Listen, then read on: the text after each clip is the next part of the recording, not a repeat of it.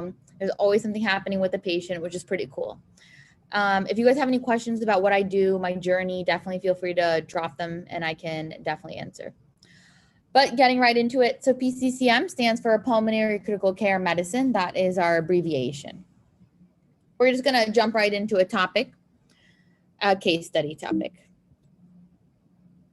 So let's say I get a page from the ER, my handy dandy pager, which I'm always wearing, not now because I'm not on call, but 12 hours a day I'm on call. So yeah, so let's say I get a page and I answer it and I call back the ER and they tell me, hey, I have a 32-year-old female with a history of DM, which is diabetes mellitus, HTN, which is hypertension.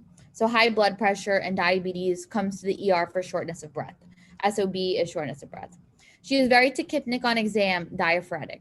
Tachypnic means you're breathing very quickly. A normal person like us, we breathe at 10 to 12 times a minute. And then on exam, and the patient was diaphoretic, meaning she's sweating a lot.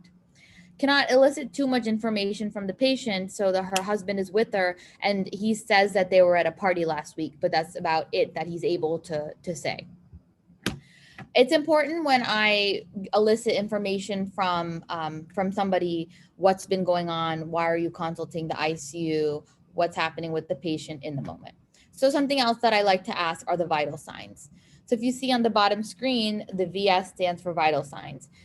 HR, heart rate, 125. A normal person is between 60 to 100, so this is high. Blood pressure, 180 over 110. This is high again. A normal person runs at 120 over 80. So you can see that the person has a high blood pressure, the heart rate's high. SaO2, so that's their pulse ox we measure to see if they're oxygenating. There's only 70%, and that's on RA. RA stands for room air. And so that's what we're breathing, ambient oxygen, 21% FiO2. And they're only setting 78%. A normal person should be 98 to 99%. And then RR, which is respiratory rate, is 38. And like we said, a normal person breathes between 10 to 12, so 38 is extremely fast. And that kind of goes with what, let's say, the ER doc was telling me. She is very tachypnic on exam, diaphoretic. You can only, if you think about it, if you're breathing 38 times a minute, you're like that. You're basically panting like a dog. And you start panting so much to the point where your body can't keep up with it. So your blood pressure starts rising because your heart's pumping and pumping to keep up with the fact that you're just breathing so quickly. And that's probably what was going on with her. So as I'm going downstairs to see the patient in the ER, a few questions are going into my head, and I'm starting to run through differentials. Usually when I go into the ER to see a patient, or if I go to the floors because I'm consulted on a patient, I kind of like to have an idea of what I'm going to ask the patient, or what I'm going to order, or what I'm going to look for in the patient. So in this person, I'm thinking, okay, well, she's young, 32, not that old, not like 60 and above, and she's a female. It doesn't look like she has any lung history, like COPD, which is chronic obstructive pulmonary disorder or disease. That's a disease that we see in smokers for long periods of time if they've been smoking. Over time, the nicotine deposits within their lungs, their trachea. It kills the cilia that lines our airways, and this causes problems. And more bacteria can enter. That decreases the lung elasticity. And because of that, they're prone to getting COPD. That's a smoker's disease, but she's too young for COPD.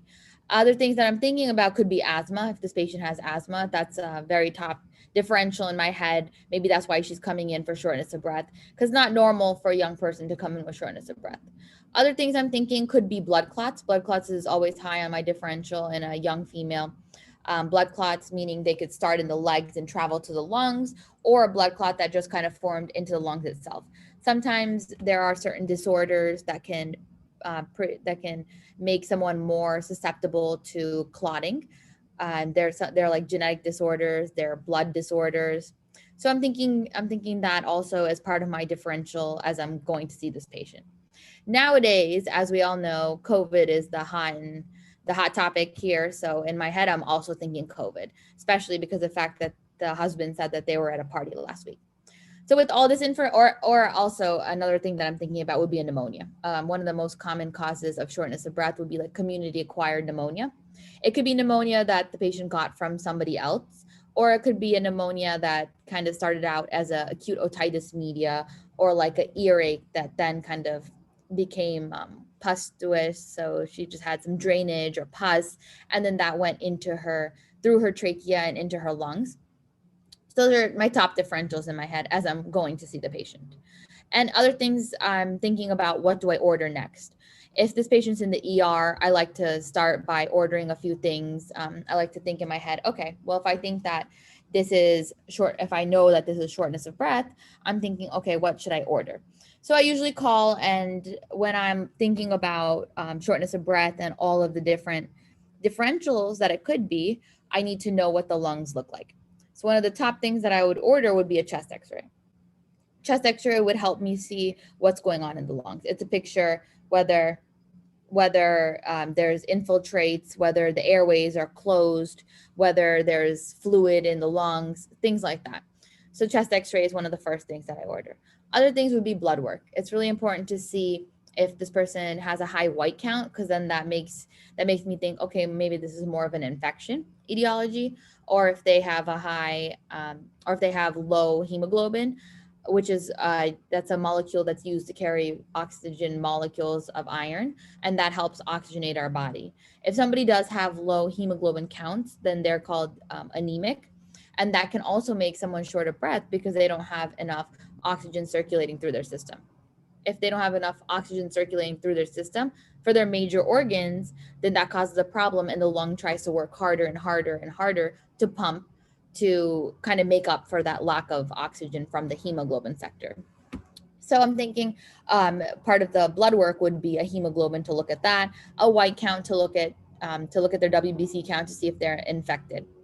So I would do blood work like that. I would also do some other blood work like liver function tests, LFTs we call them, to look at their liver, because sometimes if somebody does have bad liver disease, they form ammonia in their body. They're not able to clear out certain bacteria that are certain enzymes in the body that are cleared, and toxins that are cleared from the liver. So because of that, those build up in the system, and they can cause things like shortness of breath. So I would order LFTs. If somebody had just called me, I'd be like, all right, get me a chest x-ray, get me an EKG. And EKG would be important because sometimes with shortness of breath, it could be a heart attack. If it's not the heart, it's the lungs. If it's not the lungs, it's the heart. Usually they're always coinciding with one another. So you got to always rule out one or the other. So you get an EKG just to make sure that the heart is conducting properly. If the heart is not conducting properly, then sometimes that can lead to backflow of blood. Because if you think about it, the heart pumps blood forward. If the heart isn't working, it's going to pump backwards, and part of the backwards includes the lungs. So I get a chest x-ray, trope, EKG. A troponin is a blood marker that we look at. It's another blood work lab value, and it kind of tells us if the heart is damaged or not. It's an enzyme that's secreted from the heart in times of stress that the heart is experiencing. So I'll say to the nurse, I would say, please get me a troponin, CBC, BMP, CMP. BMP is basic metabolic panel for all the electrolytes. CBC is a complete blood count. That would have our white blood cells, our hemoglobin, our red blood cells, and kind of a differential of lymphocytes, neutrophils, macrophages, eosinophils. So it even breaks down the white cells further. So CBC, BMP, troponin, EKG, chest x-ray, and that's kind of where I start as I'm going downstairs. Now, to know abnormal, you have to know normal. This is a normal chest x-ray, and this is something that as you're going through your training, whether you become honestly almost anything, a chest x-ray should be something that everyone has. I really feel like it's a great skill to have, not only for radiologists, but every and any doctor. So when you first look at a chest x-ray, the first thing that you're looking at is you're looking at the orientation of the chest x-ray. There's different ways that somebody can take one. There's AP, which is anterior to posterior, and that's how this was shot, meaning the camera was focused straight here, so you can see the anterior to the posterior. Now, another way it can be shot is posterior anterior, PA. And that would be when they're looking from the side, and you can see the cardiac silhouette border at a different angle. So the first thing you look at is orientation. This is AP, so it's anterior to posterior. And then that will orient you in terms of how the body is positioned. Because if it's PA, then the clavicle to the sternum, so your clavicle is here. Your clavicle is here, and you can see it on that chest x-ray. If one is turned in more and they shot the x-ray, then this length is decreased compared to this length.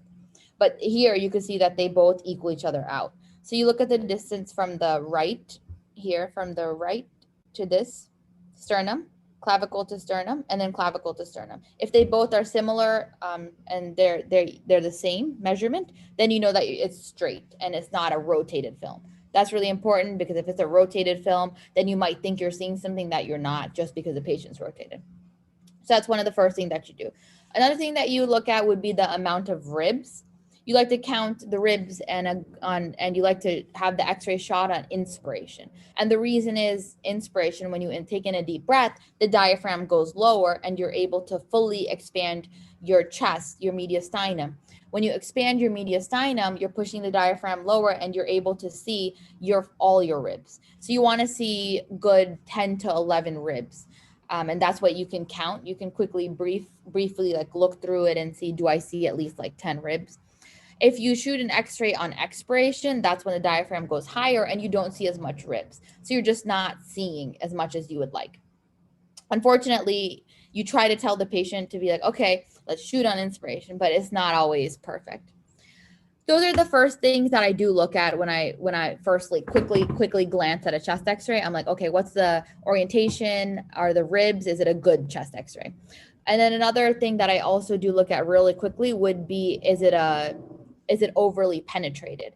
And this means, can I see the vertebral spine here? Because sometimes if it's too bright or too dark, then it's overly penetrated or under penetrated. And that just has to do with the high beam radiation of the chest x-ray the person who's shooting the x-ray, or if there's a lot of light coming in from another source, like the windows open, then it can sometimes cause over penetration or under penetration. And this can affect the chest x-ray, what you're seeing on it. Okay, so besides that, those are like the first quick things that I look at as I'm going through. Then I go systematically in my head through a checklist, A, B, C, D, E. So A would be airway. Airway is, here you see is a trachea. And a trachea is basically the main airway, and it breaks off into the right and the left. So here's your trachea here, and it's breaking off into your right and your left. I look to see in this airway, is it open? Does it clear into the right? Does it clear into the left? Is there a mucus plug or secretions that's stopping the air from getting in? And you would see like an abrupt stop, and you would just see stuff in the airway and no air going in. And air is just this grayish, whitish haze. So you know that air is passing in and out. There's no blockages here. And then all other things that I look at in the airway would be, is it straight? Is the trachea midline? It's important for the trachea to be midline, because if it's not midline and it's shifted to one side or shifted to the right or the left, you're wondering what's causing it to shift. Sometimes masses like tumors or cancers can cause the trachea to shift. Sometimes if the heart is dilated, then that can cause the trachea to shift also. So yeah, you look at the positioning. If somebody has air in their lungs that's not supposed to be there, like a pneumothorax, then that can cause the trachea to shift. That was another thing that I look at, airway. And then the last thing that I look at in airway would be, is there something in the airway, like an ET tube? Is the patient on the ventilator and there's an endotracheal tube inside the airway? So that's A. A is airway. And then the second would be breathing. B for breathing. And then that's when I look at, like we had mentioned before, is the patient taking an inspiratory breath? So B is breathing, and then I'll count the ribs on that B. Other things that I look at in B would be bones. So I just quickly glance to see, do I see any obvious rib fractures? You can see, if you do see a rib fracture, it will be kind of like just a black split line in between here. And it might or may not be noticeable depending on the penetration sometimes. This person does not have any rib fractures, but you would see just like a cut here in the middle. And that for me is part of my B bone assessment. So yeah, you have your A for airway, and then your B for breathing / bones. For C, that's my, for me, that's my cardiac. So C is where I look at the cardiac silhouette or the heart. And here, what I look for is 2/3 of the heart should be on the left side and 1/3 should be on the right side. Now, and it should be less than 50% of the hemithorax in general. So this is your hemithorax, and it should be, and hemi means half, so it's half of your thorax, half. It should be less, and if it's more than 50%, then that indicates cardiomegaly or a big heart, and that could be because high blood pressure. That could be because heart failure. Remember, the heart is an organ; it's a muscle. If a muscle works really, really hard, it becomes big. Just like when athletes or bodybuilders work out their muscles to get big muscles, that's what the heart does. If the heart is pumping and pumping and pumping against blood vessels that are constricted because somebody has high blood pressure, because somebody has high cholesterol, atherosclerosis, that causes the vessels to close instead of stay open. And then if the heart needs to pump harder and harder because the vessel is like this instead of like this, then the heart is pumping and pumping and pumping, and it's getting bigger and bigger and bigger. So with that, the heart gets bigger. And then if I see a heart that's 50% of the hemithorax or more, I'm like, this person probably has coronary artery disease. This person probably has high cholesterol. This person probably maybe has heart failure. So those are some things that I think about. That's C. Other things, like I had said, 2/3 to the left, 1/3 to the right. And then the last thing for C could be if the heart has any prosthetic valves. You would see like a calcification, and it would just be like white spots, and that could be over here, that could be over here, and that would tell you if it's the aortic valve or the mitral valve. Maybe they had a repair, maybe they had their mitral valve removed and replaced, like a bioprosthetic valve. Or if you see rings kind of going down the heart, then that can indicate that they had a CABG, like a coronary artery bypass graft. And that's pretty much like a 4-vessel disease they had in all their main coronaries. So that, yeah, that's C. So you have A for airway, B for breathing, C for cardiac, and then D. D is your diaphragm. So D, I quickly look here at the diaphragm. This is a normal person's diaphragm. It's circular like that. It's kind of dome shaped. The right is slightly bigger than the left. Not crazy bigger, but it's slightly bigger because the liver is on the right. So this is normal. Now, what's abnormal? Abnormal would be in somebody who has COPD. Like we said, that's chronic obstructive pulmonary disease. That's in smoker's disease. That's when somebody's just been smoking over for a long time. There are other causes of COPD, but the main cause is smoking. Over time, what happens in patients that smoke or in COPD, chronic obstructive pulmonary disease, they have problems with expiration. Their airways, if you think about lungs, they're like trees.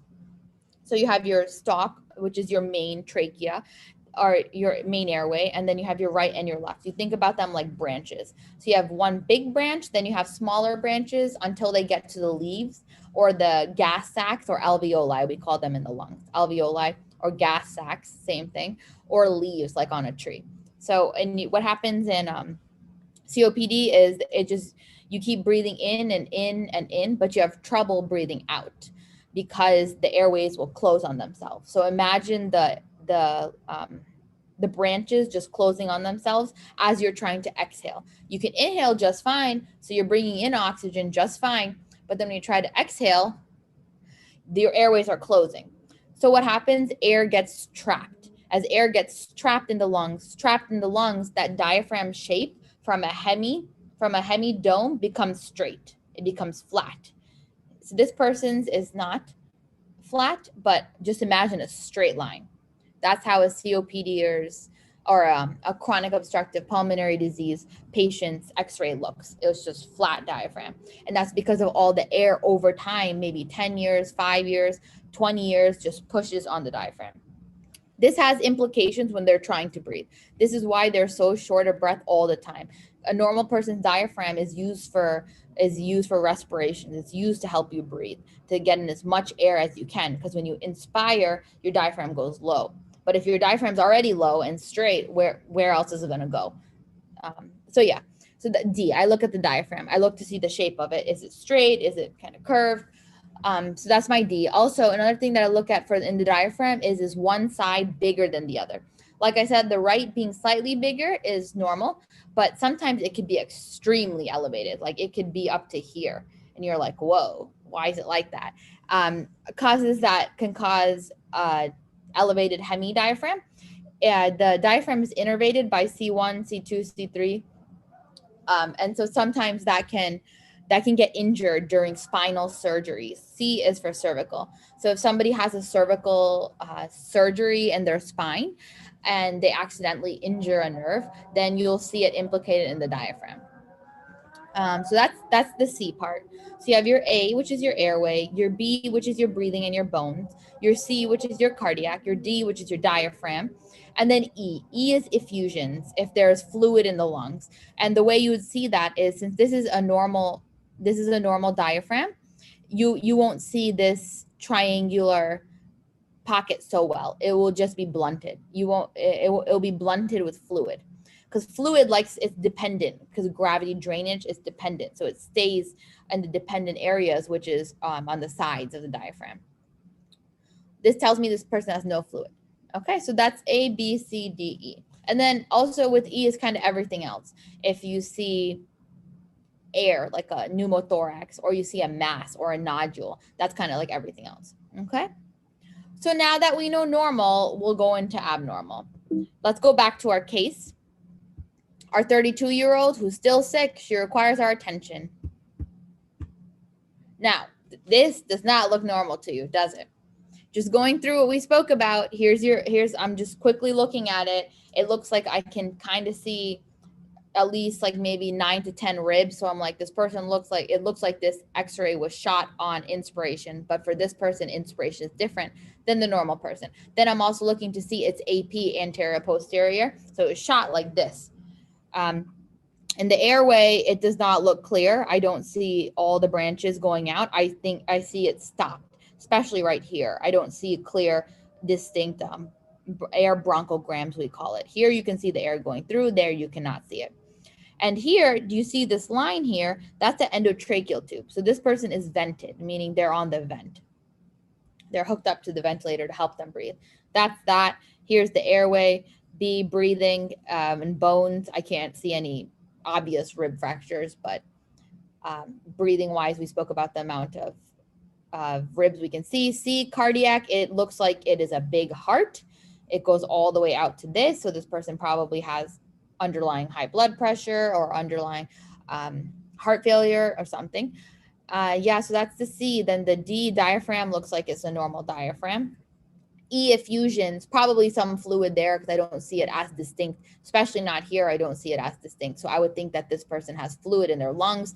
And this looks like there's just a lot of stuff in the lungs. This is not a clear x-ray. This is a clear x-ray. X-rays, black means air. Like, how is this person aerating, right? So if I see that x-ray, I'm like, oh my God, what happened? How this person has this x-ray? So I order everything. I got the chest x-ray. This is a crazy chest x-ray. The EKG shows some abnormalities, but no heart attack. CBC shows it's elevated. Something else that I had forgotten to order before, which is SARS-CoV-2 or COVID testing. I ordered that and that comes back positive. So let's talk about SARS-CoV-2, since that is the hot and brewing topic of the past 2 years and of my life, since I've been in the ICU now for so long. And we're not seeing as much as we were seeing before, but we're still seeing COVID. We're still seeing very sick COVID-19 pneumonia. We're seeing a lot of effects of it. So SARS-CoV-2, as we know, it is a virus. It's an RNA virus, and it's transmitted if somebody is 6 feet within each other through cough, sneezing, and it enters through the orifices in our face, whether it's the eyes, the nose, or the mouth, which is why technically everybody should be wearing a face shield and covering with a mask that goes from the nose, covers the nose and the mouth. That's why there's a lot of controversy with the whole new CDC guidelines around people who are vaccinated who don't need a mask. Now, talking about SARS-CoV-2, it is an RNA virus, like we had said. It here you can see it's an RNA virus, and this attaches to spike protein. This attaches with its spike proteins to ACE2 receptors in the body. ACE2 receptors are heavily found within the lungs and the heart and the kidneys. These are three places that ACE2 receptors are found in abundance, especially into the lungs. The lungs are lined with ACE2 receptors. The trachea, and then the right main stem, the left main stem, they're lined with it. So the SARS-CoV-2 loves the lungs. It loves the lungs, loves the kidneys, loves the heart. So as it binds into the ACE2 receptors, it then enters the cell. So once it enters the cell, with the virus releases its RNA, because it's an RNA molecule, it releases that into our cells. Our cells then take the viral RNA and it uses our host cells to assemble new virus particles through the RNA-dependent RNA polymerase chain. And then so we just replicate the virus RNA over and over and over. And then we form virus particles and release them from our cells into our body. So this process happens over and over and over and over until we become very sick with SARS-CoV-2. To this day, we don't have good treatments. Unfortunately, there is nothing that has been shown to officially just completely cure SARS-CoV-2, but what we do is treatments to kind of alleviate the symptoms, at least of what we know. So the first one is steroids. Steroids decrease the inflammation. And this is important to decrease the inflammatory cytokine storm. And this is because this is a normal lung. Here you can see you have your trachea here, your right main stem and your left main stem. And then it branches out, like we said, you have your branches, and then you have your air sacs or your leaves on a tree or your gas sacs. So normally the lungs can expand and then close, expand and close, because that's what the lungs need to do to get in air and blow out CO2. The point of the lungs is you take in oxygen and you blow out CO2. In order to do this, it needs to move. So what causes the lungs to open and close is surfactant. And what happens in COVID-19 is these are lined with ACE2 receptors. The virus is in the body. It's attached to the ACE2 receptors, and you have all these viral particles. These viral particles then are released and go into the lungs. And what happens with the lungs is our bodies then try to fight that. So we release a bunch of macrophages. And then the macrophages are then in turn, it's kind of like the body fighting the body. The macrophages are kind of released as a reflex. And then our body tries to fight off these macrophages through cytokine storm. It releases all these cytokines, our body. It releases IL-6, it releases TNF alpha, interferon gamma, interleukin 1. And then the fight between them kind of destroys the type 2 alveolar cells. The type 2 alveolar cells are needed to produce the surfactant. And we said the surfactant was needed for the lungs to open and close, open and close. So if you don't have surfactant, your lung is not opening and closing as smoothly as it should. And this has implications because if you have stiff lungs, what's going to happen to your oxygenation, your ventilation? It's going to suffer.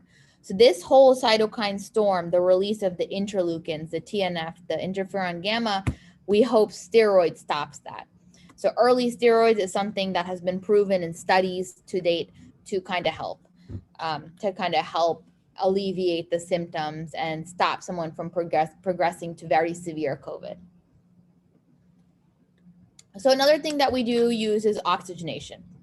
We put people on nasal cannula, then we move them to a high flow nasal cannula, or we do non-rebreathers, which is just 15 liters, 100% FiO2, and 15 liters, so it's giving liter flow of just oxygen through a tank.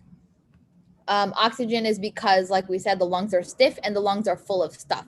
All this debris, the massive macrophage infiltration, the cytokines, the destruction just kind of keeps everything in the lungs like this. So the lungs don't look like this. Instead, they look like this because there's just so much debris. The lungs can't move and expand, and they just get stuck with just a bunch of stuff. Then remdesivir. So remdesivir, it's not proven to change mortality, but it has been shown in studies to kind of decrease the duration of COVID. Regeneron, that's a monoclonal antibody that's given as outpatient. It's a one-time, just you go to a clinic if you meet certain criteria and you can get it. It's the Trump monoclonal antibody that he got. Tocilizumab, this is an interleukin 6 inhibitor. It's one of the cytokines that are released during the cytokine storm. And we think that that's the biggest, the most potent interleukin that's released, and that's why we have been targeting it to hopefully stop the cytokine storm in patients. Yeah, so basically we spoke kind of the lungs being like trees. As you can see here, that's like the main stem, and then you have your branches, and you have like more branches here, and then the end are the leaves or the gas sacs. Once those get filled with stuff, whether it's pus, fluid, debris, bacteria like SARS-CoV-2 causes, it gets filled with all this fluid, these gas sacs.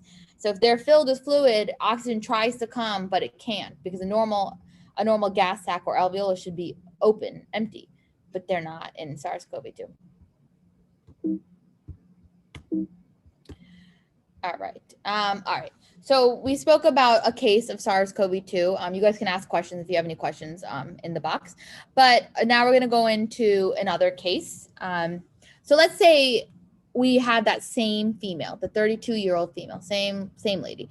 Let's say she's same thing, diabetic, hypertensive, came to the ER, shortness of breath, tachypneic, same vital signs, all of it. But now we're going to say she had a different differential. We spoke a bunch about different differentials in the beginning: asthma, chronic COPD, interstitial lung disease, pneumonia, a blood clot, COVID, which she had in the first one. So let's say that this patient now has, we don't know what she has. So we're kind of taking steps backward and trying to interpret what she does have. The only thing we know is she has respiratory failure. So some things I'm thinking about in my head, like I had mentioned before, is kind of going through my differentials of what would happen in a young person. But now let's get down to the basics. What is respiratory failure? Respiratory failure, by definition, is hypoxemia or hypoxic, when a patient can't oxygenate themselves and they are working to breathe. They're working to get oxygen into their air, because like we said, the purpose of the lungs is to oxygenate the body and blow off the CO2. So every time you inhale, you're taking in oxygen. Every time you're exhaling, you're blowing out the CO2, which is the waste product of our body metabolites. So something else that I forgot to mention in the beginning that I do order is called the arterial blood gas. This is an ABG. This tells us as doctors a lot. It tells us about the homeostasis of their body through their pH. It tells us their carbon dioxide level, their oxygenation of their blood level, and then their bicarb level. So anytime you will ever see a ABG, this is how it's written out. The first number here is your pH. The second will always be the CO2, and that's the level of carbon dioxide in our body. A normal number is 40. This is 38 in this person. And then 50 is the PaO2, or the arterial oxygenation. And that's important to see, is the person oxygenating? And then the bicarb will be the last number. People interchange hypoxemia and hypoxia very frequently, but they're not the same thing. Hypoxemia is defined as a decrease in partial pressure of oxygen in the blood, where hypoxia is all the way at the cellular level, meaning the cells, are they able to get oxygen to go through glycolysis, or are they not getting oxygen? They're not able to produce ATP, not able to go through glycolysis, and instead they go through, they produce lactic acid or lactate. And that's very implicative in a lot of diseases, a lot of states, because lactate is detrimental to the body. Lactate causes vasodilation. The body does not handle lactate very well. So that's the basics. It's important to know basics before you can get more advanced. So hypoxemia and hypoxia, they don't always coexist. Sometimes you can have a mild degree of hypoxemia, but you're not hypoxic, or you don't have hypoxia, because you still have oxygen through compensatory mechanisms. So some causes of hypoxemia would be a VQ mismatch, a right to left shunt, diffusion impairment, hypoventilation, and low inspired PO2. What would these mean? So every time I'm rounding or I'm in the hospital and I see a patient who's hypoxemic, these 5 reasons always run through my head. These are the only 5 reasons. Everything else is broken into one of these 5 reasons. So if you can figure out which one of these 5 reasons are, it can help you to figure out what is going on with your patient, and you can treat them better. So hypoxemia, VQ mismatch, a VQ mismatch. So if you think about the lungs being, V stands for ventilation and Q is blood perfusion. So ventilation perfusion mismatch, meaning if you think about the lungs, how they're kind of like trees, this picture does a good job.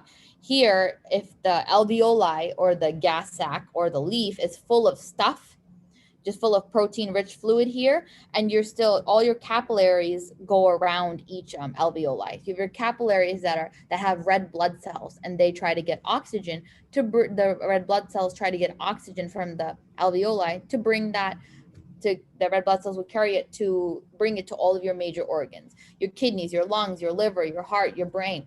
So if this alveolus is full of stuff, it's not going to give oxygen to the capillary, to the red blood cells in the capillary, because it just can't. It can't take the oxygen from the trachea because it's filled with stuff. So that's what we call a VQ mismatch. There's perfusion going through, but there's no ventilation happening because the alveoli is full of stuff.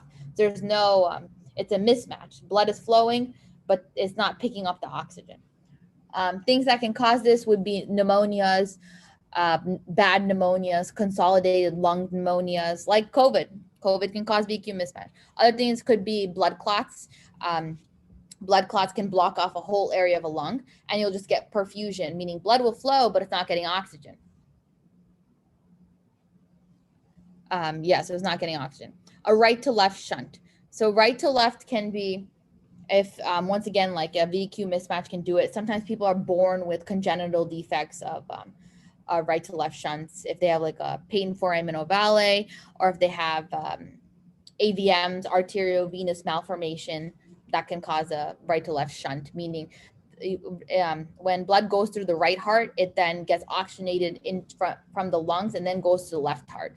So this would just be bypassing the lungs altogether with AVMs or arteriovenous malformations, a connection that formed between the artery and the vein, just bypassing oxygenation. Diffusion impairment, this could be, if kind of like what we said, if somebody's if somebody does not get oxygen into their capillaries, then it could be something is blocking the diffusion from happening.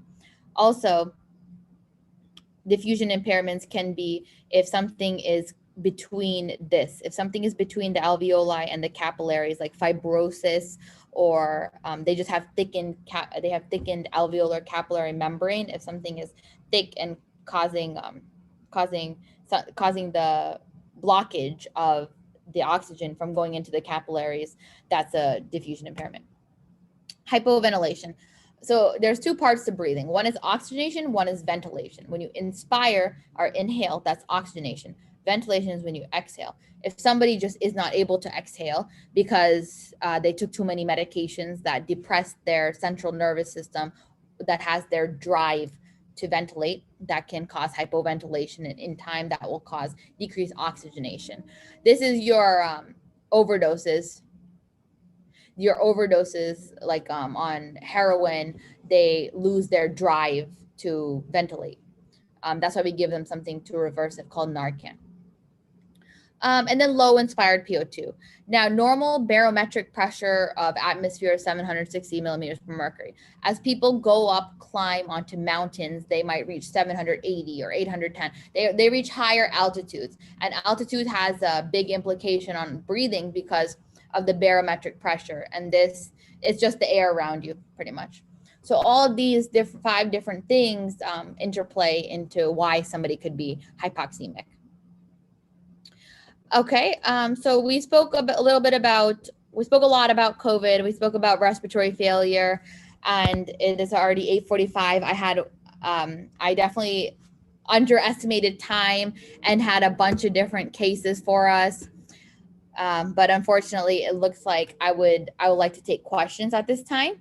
And maybe we can do this again so I can talk about all the other topics, cases that I had. This was fun. I hope you guys enjoyed. If you have any questions, definitely drop them, and I will answer as best as I can for you guys. But I really hope you guys did enjoy this session. I really believe that the world needs more doctors, especially with the pandemic, and who knows if there'll be another one. With everything happening, we just need good doctors. So I applaud each and every one of you. A journey of 1,000 miles begins with a single step. It's hard to see forward from where we all are now, but it's really important to keep going. If you enjoyed this, there's my contact. I share a lot about what I do in my daily life, a lot of cases that I get on my Instagram stories, Neens MD. And that's my email address if you ever wanted to reach out for any reason. Yeah, so I will take questions now. Yeah, so I have a question from Megan in the chat. It says, what inspired you to go into this profession? Yeah, that's a great question.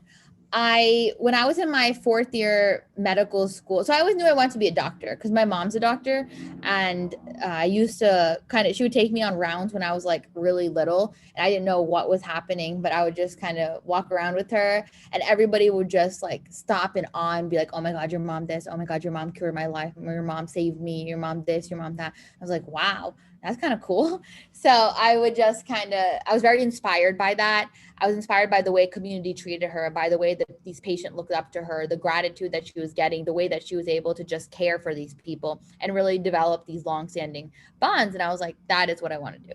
So I knew that going into high school, I knew that going into undergrad. What prompted me to do pulmonary critical care, ICU specifically, was what I wanted to do in the beginning.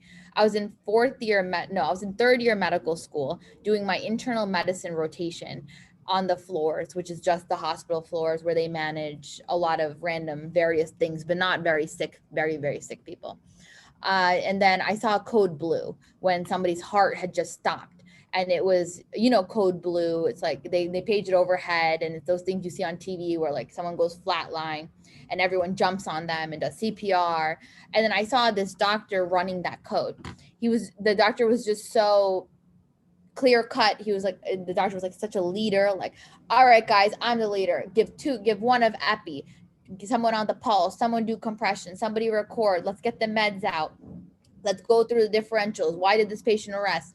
And I saw that and I was like, wow. And the patient made it. Like the patient came back to life. And I was like, whoa, that's so cool. And ICU is the one that manages them. So I was like, that's what I want to do. I want to be that person. So then I did ICU rotations as a 4th year. I did 3 ICU rotations, and I just love the ICU because you get to manage every single little detail of the patient.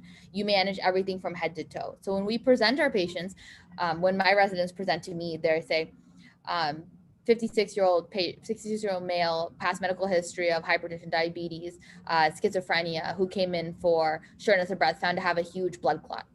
And then they go through system by system. So neuro, XYZ, respiratory, XYZ, cardio, XYZ, GI, musculoskeletal, endo. Even if it has nothing to really do with what is happening, we still manage that. We manage all of that person. I think that's great. That's what inspired me to do ICU. And then I also like the fact that you see results like right away. There's a lot of hardship in this field, a lot of death, especially with COVID that I've been seeing. Way more death than before, unfortunately. So there have been so much hard times. It's a balance. It takes you have to be a strong person to be able to deal with both sides, I would say, because they are sick of the sick. You don't always have every patient survive, and that's like a hard part too. And sometimes they're at a point where you have to talk to the family to tell them this patient is not going to survive, and those are some of the hardest conversations I've ever had in my life. Pulmonary. So I was probably going to just do critical care, but I was in my 3rd year and I really liked, I was in internal medicine and I really liked pulmonary. I was learning about just the lungs in general, and I love the lungs. Everything about them fascinates me. So that's kind of how I ended up going into pulmonary critical care. Thank you. Another question that somebody asked was, how do you think COVID has affected the presentation of other pulmonary diseases? It definitely has. It's hidden a lot, I would say, like lung cancers, patients with asthma, COPD, a lot of patients that have underlying lung diseases, they weren't coming in for their care a lot as much as they were before. And this is because they fear that they would get COVID. It has masked a lot more diseases. Like if we think a patient has lung cancer, and we're focused on the COVID part, then it kind of takes precedence over a lot of the other stuff, if that makes sense. It has caused also a lot of long-term lung diseases that we are seeing now, like patients that had COVID last year. We're starting to see implications in their lungs now. All right, so the next question kind of asks about what your typical work week looks like, including when do you work and how many days a week you work, how many hours. Yeah, that's a great question. And one other thing that I like about pulmonary critical care is just the flexibility of doing outpatient and doing inpatient. So when you do pulmonary, you can do outpatient pulmonary. So you have that outpatient bond where you have patients and you're able to see them like every 3 months, or you're checking on their COPD, their asthma, their interstitial lung disease. You're forming a bond with them, and you don't get burnt out with just the intensive care unit part. It's very easy if you're just doing ICU every day for the rest of your life to get burnt out, because you're always on your feet. You're doing procedures. Another thing I like about ICU is you do procedures. So you get to do these big IV lines into your neck. We do LPs, lumbar puncture, where we'll puncture their spine to get fluid out. We poke their lungs to get fluid out. If somebody has a pneumothorax or air in their lungs, we put a chest tube in. So we get to do procedures. I like that aspect. It's busy. The days are busy. This month, I've been on in ICU for the whole month, and I'm in the ICU at 6 a.m. So I wake up at 5, get ready. I'm in the ICU at 6. We have sign up from 6 to 7. And then from 7 to 9, I have my residents round with me. And then we round with the attending from 9 to 12. And then we have a conference. And then we take new admissions. We do procedures. We do teaching. And then we leave around 6, 7 p.m. So it's 12-hour days when I'm in the ICU. But that's just this month. Next month, I'm on pulmonary. So I'm on specialty clinics. Specialty clinics, pulmonary, we're only there from like 8 to 1 if it's a morning clinic, or 1 to 5, 1 to 4 or 5 if it's an afternoon clinic.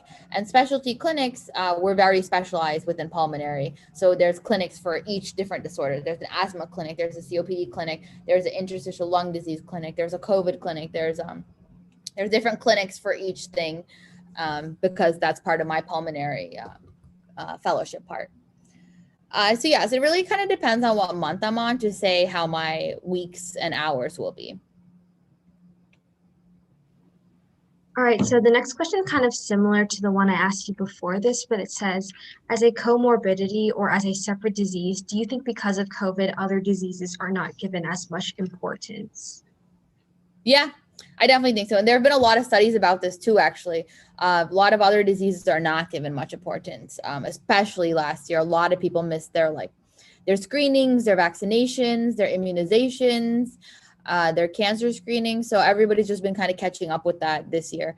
A lot of colonoscopies got canceled for, colon cancer screening. A lot of mammograms got canceled for breast cancer screening. And it got canceled because nobody could come into the hospital. They were filled with COVID patients, and you can get super sick like right away. So yeah, definitely. A lot of things were not missed, but they were just put on the back end of the things. And it's understandably so, because a lot of people have comorbidities and nobody really wants to have that risk and play, Russian roulette with their life.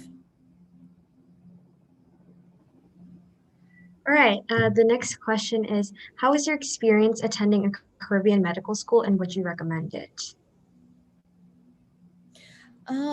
Yeah, so that's a great question. I think that there are a lot of biases with Caribbean medical schools. I definitely think there were way more. There used to be more, but now as more people are going into Caribbean med schools, that bias is kind of coming undone, which I strongly believe needs to come undone. It has its pluses and minuses. A lot of it is because you have to teach yourself a lot. You need to be disciplined. I think that's what it comes down to. If you're disciplined and you put in the work, you will get the reward. And I think that's with almost any med school that you go to, but you do need to work a little harder in a Caribbean med school. And that's because maybe the professors just have a different style of teaching that's not as comparably great to a different place. Maybe that's the reason, but the information is still the same. The resources are still the same. The test will still be the same at the end. I went to a Caribbean medical school, and I'm exactly where I want to be. I'm doing exactly what I wanted to do, and I wouldn't change any part of my path. I think that with rotation, sometimes it's harder to get with the Caribbean med school, meaning if you want to do an ICU, for example, you would have to go out of your way, but it's possible. For the 3 ICUs that I did, I had to go out of my way, email the HR contact in the hospital by myself and kind of set that up with my coordinator. But it's doable. And if you just put in a few extra steps and efforts, you can do it too. Again, it doesn't matter kind of your path of how you got there, because nobody sees that. Nobody in my fellowship has ever asked me, hey, what medical school did you go to? Because it doesn't matter. You're there. Once you start residency, everybody's on the same playing field. Thank you. So the next question is, what should high schoolers or pre-med students do to prepare for a profession in pulmonary care? Sorry, who? High schoolers and pre-med students. I think that high schoolers should work on kind of getting into med school and kind of making yourself aware with the pulmonary field. I really wasn't too aware, to be honest, when I was in high school, that this really existed. ICU, I had no idea. I didn't know that ICU really existed until medical school, really. It's not something that people really talk about too much. It's kind of, you learn as you go, if that makes sense. You kind of learn like what it is as you enter a hospital. You learn what it is as you do other rotations. So I think awareness, familiarizing yourself with what pulmonary is, what we see, what we do, the manifestations, it can kind of put you on top and give you the edge if you start now, I think. And the reason I think that is because it helps you gain more interest in a field. A lot of people will tell you that, oh, you don't need to know what you want to do. You don't need to know what you want to do early on, which I completely agree with, especially in undergrad. You don't need to know what you want to do yet. If you want to be a doctor, that's good if you know that. But when you're in med school, I don't think that you need to know what you want to do either until you get to third year.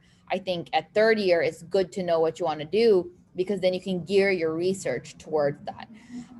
If you're just doing a lot of random research, I mean, that's good too, because it's always good to have research, but it's a step up if you do research in the field you want to go into.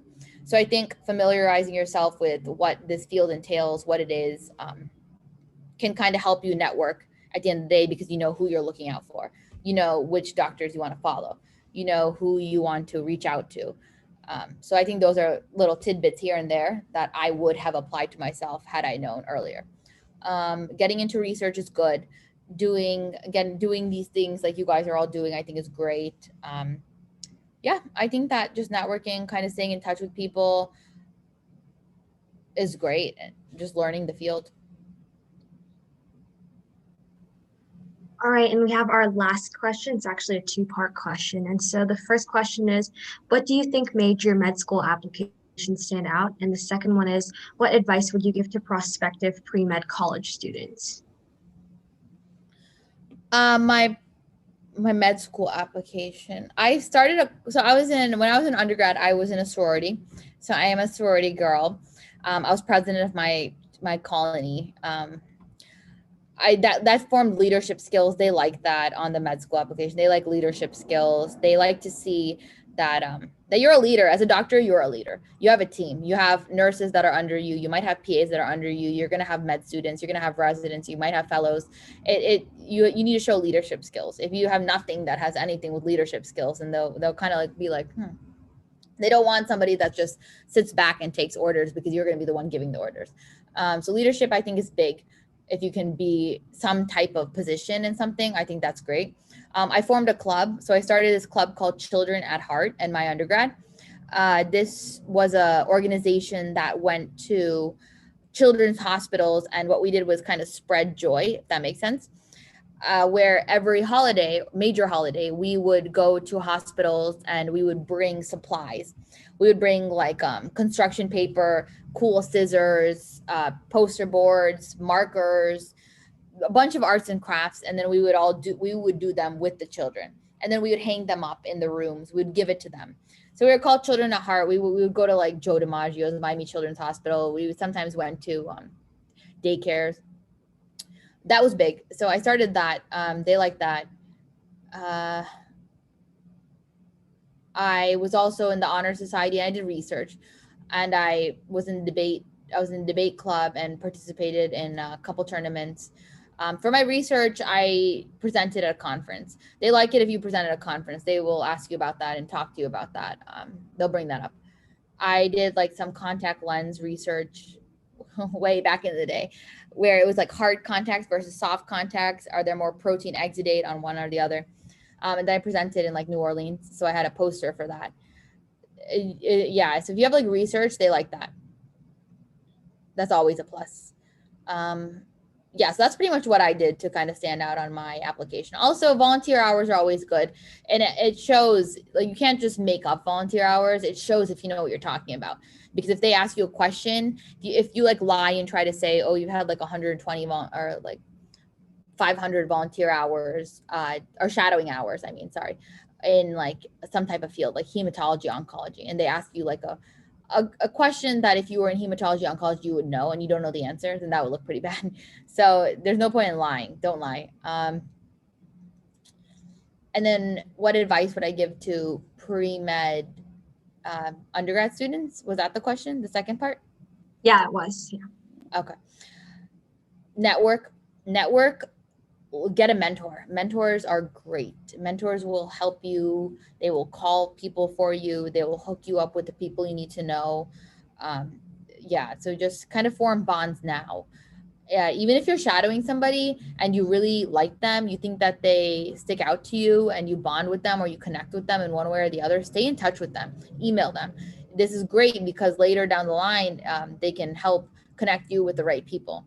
Talk to your professors now and see if they're doing any types of research. That's what I did when I was an undergrad. I reached out to my professors and tried to see, hey, do you have any research projects that you're doing? And that's how I got on that contact lens one. And if none of your professors are doing something, there is a research department. Every undergrad has one. So try to find it on your website and reach out to them, because I guarantee you that somebody's doing research somewhere. Even if you need to email 50 people, because it will be worth it at the end. So research is always good. Networking is always good. Try to it's hard to form an organization, but try to see if you can do something that's different. And if you can't, it's okay to be normal. It's really okay to be normal. Just be yourself, honestly. Thank you so much. I see that there are still a few other questions in the chat, but we are also we've hit 9 p.m. So unless Dr. C, you want to stay behind and answer these, you could maybe go ahead and email her or DM her the questions possibly. Would that be okay? Or do you want to just go ahead and keep answering them right now? I'm actually gonna eat dinner because I have to wake up at 5 a.m. tomorrow. I'm on tomorrow. But if you could just actually DM me the questions, I respond quicker, like on my Instagram. If you do have any other questions that you guys would like. You can also see my stories where I do post a lot about like today I did a chest tube, which is pretty cool. I still have the catheter that I use. This is a 14 gauge. It's a needle that we put into someone's lung, and we go mid clavicular, 2 to 3 rib spaces down, and we just push, and then you'll see the gush of air. I still have it in my pocket, but yeah, so I have a busy day. I have like random stuff that happens in the ICU. So yeah, I'm actually gonna eat dinner, guys, but if you have any questions, definitely do message me. I'm pretty accessible through my Instagram, and I share a lot of what I do in the day. Thank you so much for taking the time to talk to us.